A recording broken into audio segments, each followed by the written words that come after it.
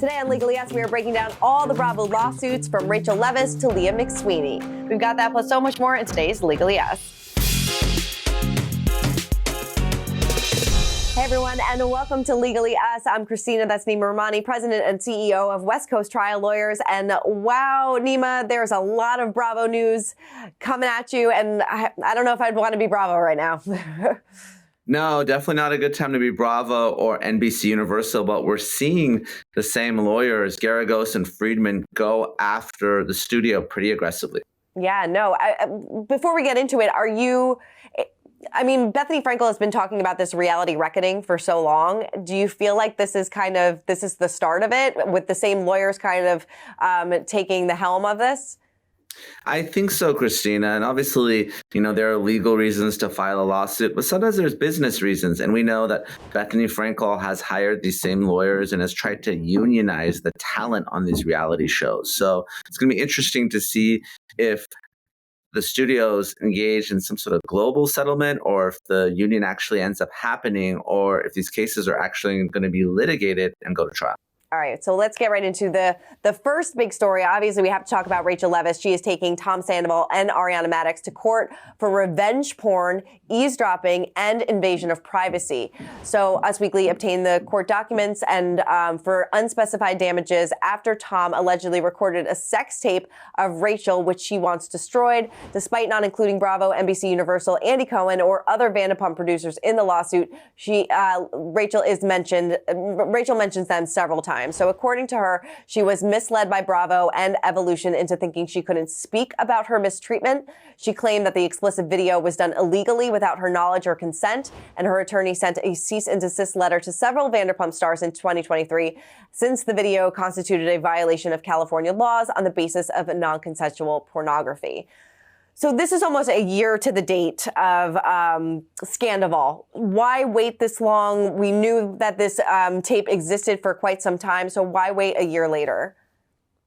Well, we know that Raquel was in a rehab facility and she's since come out. So she probably has had time to reflect upon what happened, and she's probably had time to talk to some lawyers. And we know that the lawyers who are handling her case are some of the same lawyers who are suing Bravo in the Real Housewives cases. So this is their first foray into Vanderpump Rules, but it may have taken some time for Raquel to, take a step back, think about what happened, how she feels about Tom, how she feels about Ariana, and frankly, just talk to a lawyer and decide how she wants to move forward.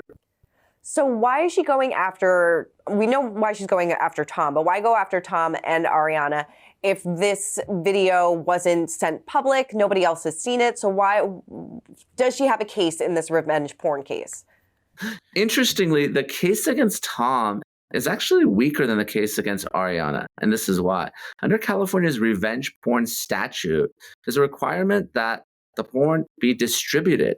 And we know that Tom was allegedly participating in this FaceTime and he may have recorded it, but it's unclear whether he sent it to anyone. The allegations are that Ariana got access to Tom's phone and sent it to herself and to Raquel. So that would be the distribution there. Of course, we don't know who has the video and who it was sent to. The complaint says that it may have gone to members of the production company or even the studio, in which case the distribution requirement would be met. But based on the complaint itself, I don't know how strong of a liability case it is against Tom. Right. So what happens next in Ariana's case? What's her defense when it comes to this?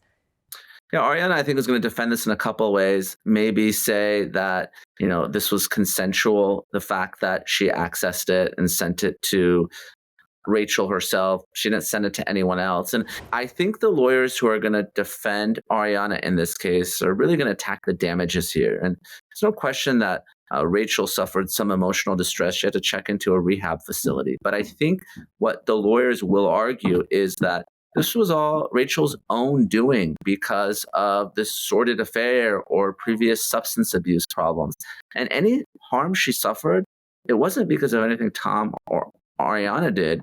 It was because of Raquel's own doing. So I can see the case being defended on that ground.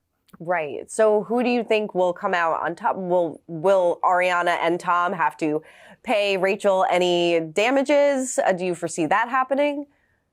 I think this case is really going to turn on how many people the video was sent to. If it was disseminated far and wide and there's a video out there of Rachel naked and masturbating and dozens or more people have seen it, that's a big problem. And I'm not comparing the two cases, but we saw the Vanessa Bryant case. I think one of the reasons the jurors awarded so much money is just really how far the video had gone. And that's one of those things, once it's out there on the internet, you can't really unring the bell or put the toothpaste back in the tube or whatever analogy you want to use.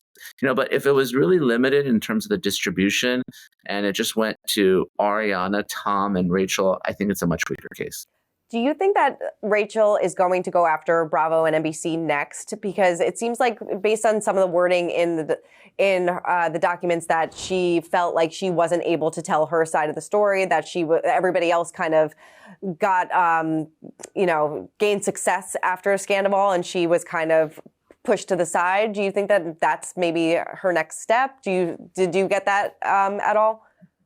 I do get that sense, and really, Christina, my biggest takeaway from this lawsuit is really nothing necessarily to do with Tom or Ariana. It's Rachel's allegation that this was all staged and it was fake, and Ariana knew about this months before. So that's pretty serious if true. Now, we all know that reality TV is about drama, and the folks that stay on the show and continue are those that, engage in the drama.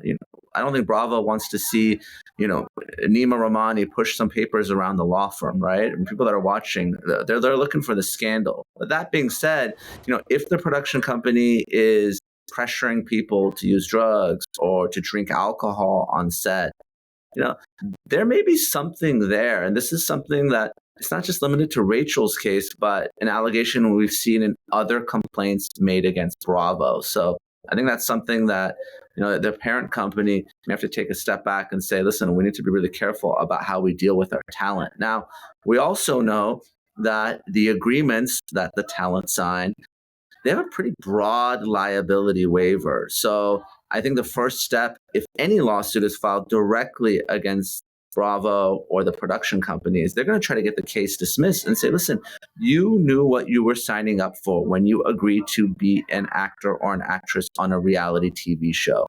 This isn't something that, we hid from you. This is something that we informed you of and you consented. So I think that's going to be the defense if the studios are brought in this case. Right. And does it seem like they probably have these ironclad,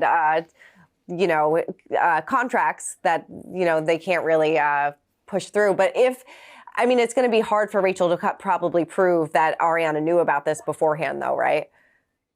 It's going to be hard, but if there's text messages or if there's witnesses, if there's something out there, obviously, something that is going to corroborate her story more than her word would be helpful. So, if there's some message, if someone heard the alleged comments where Ariana's saying to Rachel and Tom, you guys are being too handsy, we want to save this for the next season.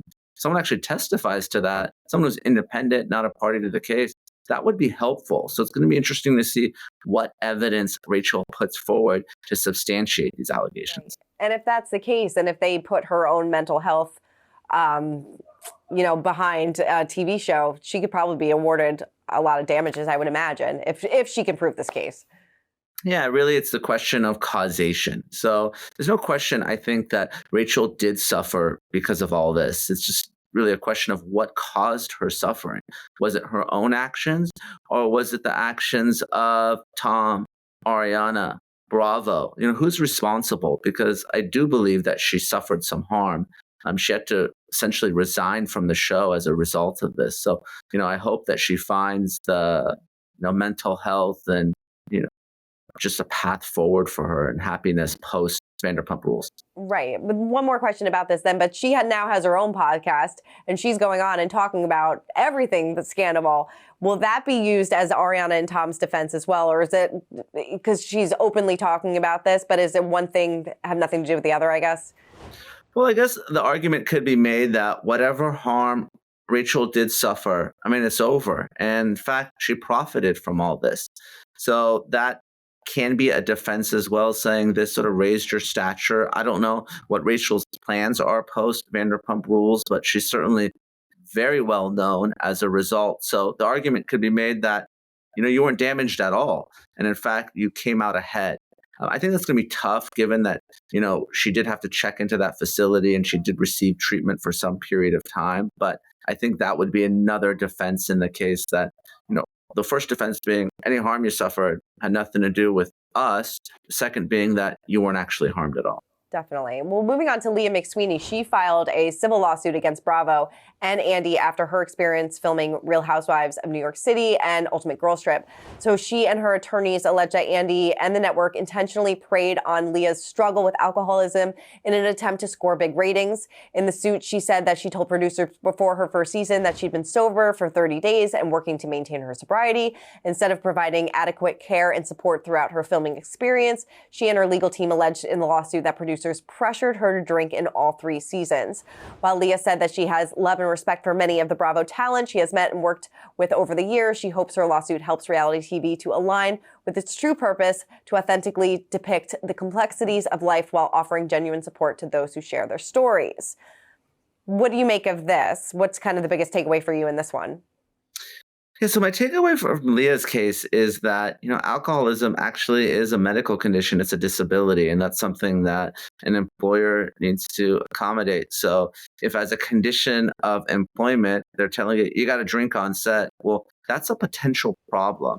And again, it's really going to come down to that agreement between Leah and Bravo, whether she sort of gave away her rights to sue. She released all that. But, I think if any employer is telling their employee that they have to drink, that's a problem. But again, I don't know if that's happened, if it was made available, if it was encouraged, if it was pressured, or it was Leah's own doing because of her own struggles with alcoholism. I think that's going to really carry the day in that particular lawsuit.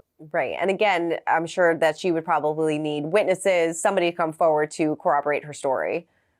Of course, in any type of case, anyone can say anything, but it's really the witnesses, it's the videos, it's the text messages. I mean, you're talking about a set, right? So cameras got to be rolling all the time. What actually makes it on the show is just really a small fraction that's edited. So it's probably a lot of raw footage in there, and that can all be subpoenaed during discovery. So it's going to be interesting to see what comes out.